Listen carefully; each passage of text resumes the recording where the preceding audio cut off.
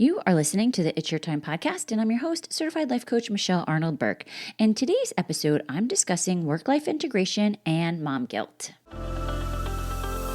Welcome to the It's Your Time podcast, the podcast where busy professionals like you get the practical solutions and support you need to gain control of your schedule so you can strive to be the best in your career, but without the stress and overwhelm. If you're looking to increase your energy and decrease your stress, you are in the right place.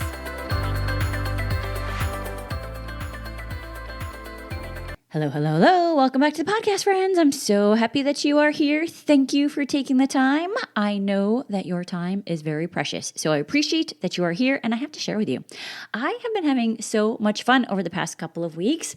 I just had a mentee who got a job, and in her words, it was her dream job, and a couple more in process that are interviewing. We have a strategy meeting coming up for the Women's ERG Employee Resource Group that I talk about here, and it's going to be the first time that I am meeting some of these amazing women. We've worked together since 2019, I think, and I have to tell you, listen, we all know COVID, right? But it's going to be such a blast to be able to actually meet them in person and come together and brainstorm and find new amazing ways to recruit and retain women in leadership positions. And I have to tell you, today's topic came up in a recent exchange that I had with a colleague, which literally came a day after I was listening to a coaching call of a mom getting coached about a similar topic. And so I thought it would be important to share with you here. Now, I want to just take a pause because I know the title says mom guilt and work-life integration, but if you are not a mom, please stick around. The overarching theme in this episode is the importance of how we are talking to ourselves, self-care, giving ourselves grace, figuring out what work-life integration looks like, and as I always say, you think about what this looks like in your life. Now, mom guilt, you might suggest, who am I to talk about mom guilt since I am not a mom?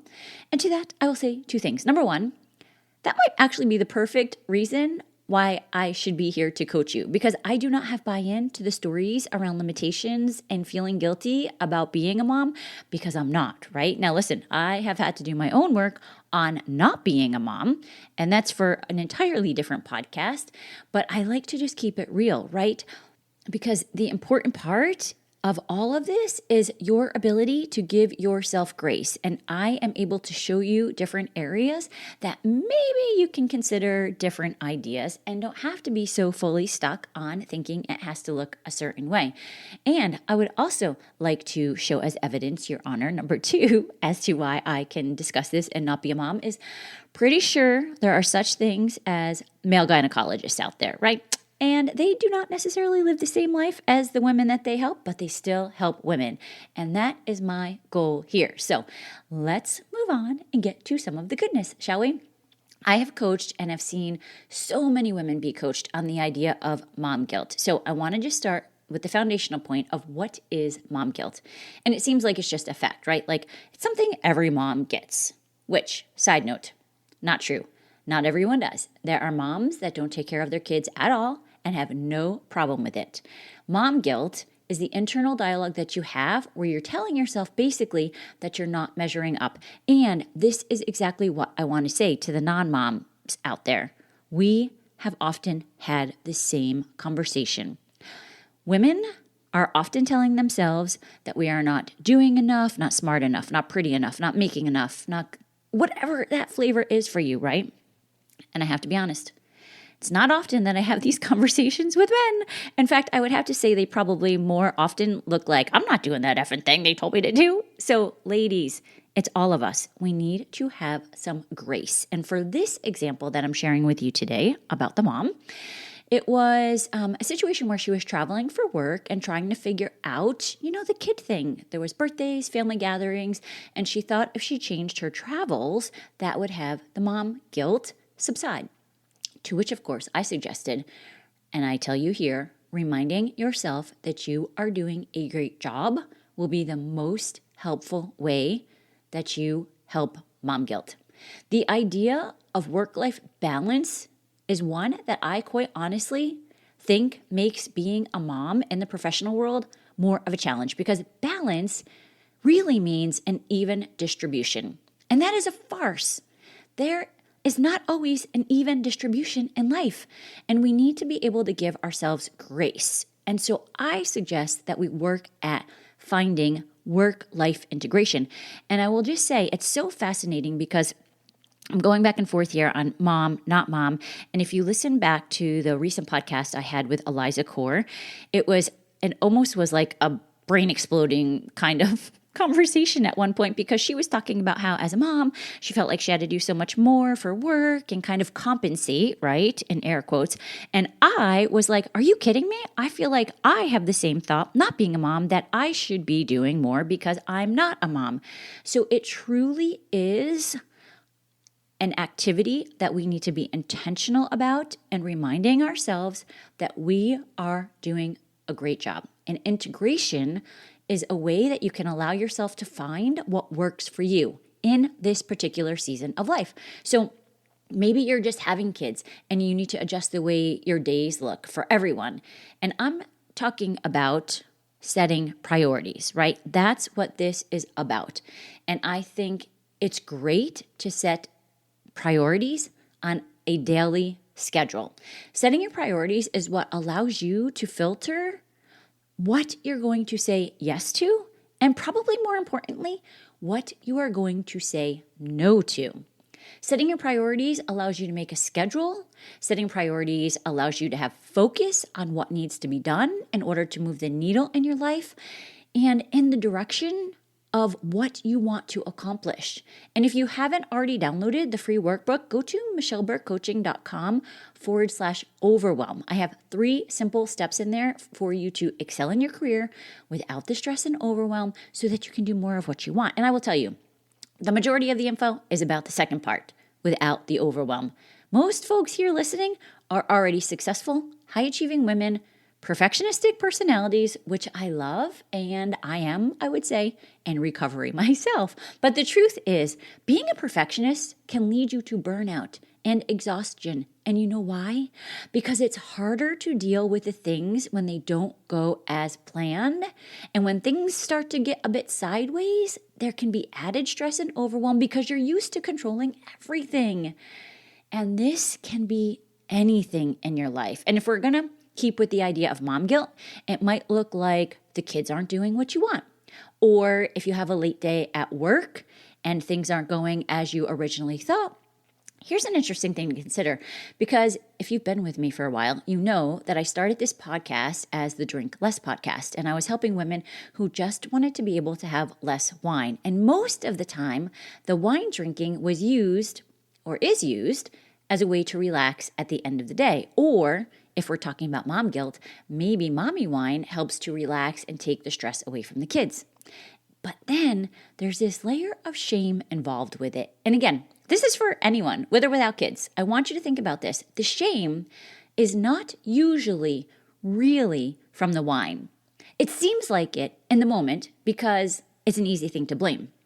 But what happens is the shame typically comes from you realizing what you would be feeling or thinking if you didn't have the wine.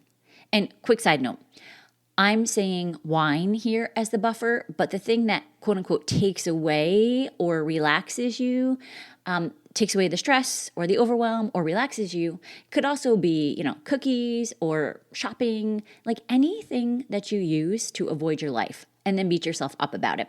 And I want to encourage you to consider that the shame usually comes from more of not wanting to admit to the idea that maybe your kids are driving you crazy. Listen, moms, I hear a lot of moms talking about it. Obviously, it's not just you. Maybe your boss is a terrible hot mess and you're holding back a lot of what you want to say. For the record, anyone listening, I would never have imagined that in my life at any point. I'm just saying, hypothetically, I've heard that, okay?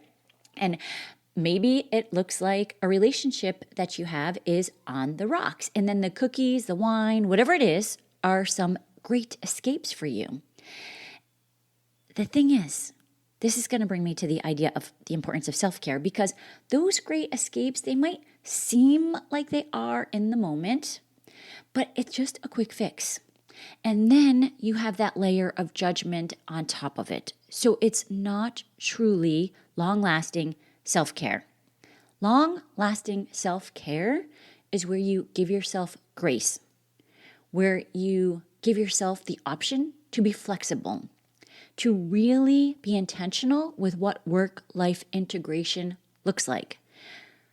Work-life integration comes from being able to go with the ebbs and the flows, being able to prioritize in the season of life that you are in. And that can look different as your life evolves, and that is okay. And self-care is reminding yourself that you deserve the self-care. Listen, it's a cliche, I know, but it's true.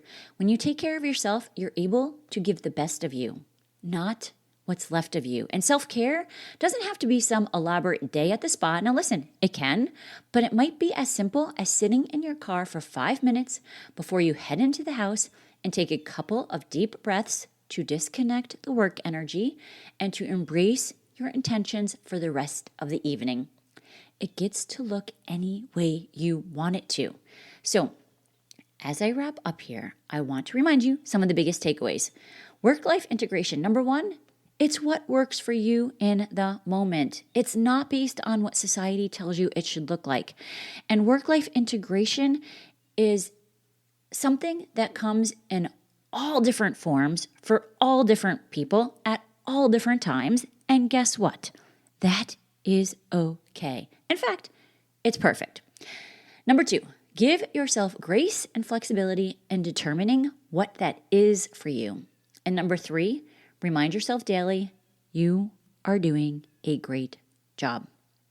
That might be the most important thing. If you take nothing from this, if you could just every day, maybe at the end of the night, instead of telling yourself all of the things that you didn't do or you need to do or you forgot to do or you shouldn't have said or you did say that, it's crazy, right? It is crazy what goes on in some of our brains. It's normal. It's human. That's fine. But we also want to be intentional with what we tell ourselves. And so a simple sentence of reminding yourself that you're doing a great job every day can truly help those neural pathways and be really the magic that helps you take your life to the next level. Okay, friends, that's what I have for you today. Again, head over to michelleburkecoaching.com/overwhelm for the free download. And always, please feel free to reach out to me on the socials at Michelle Burke Coaching. All right, that's what I have for you this week. Let's meet back next week. And for now, make it a great day. Take care.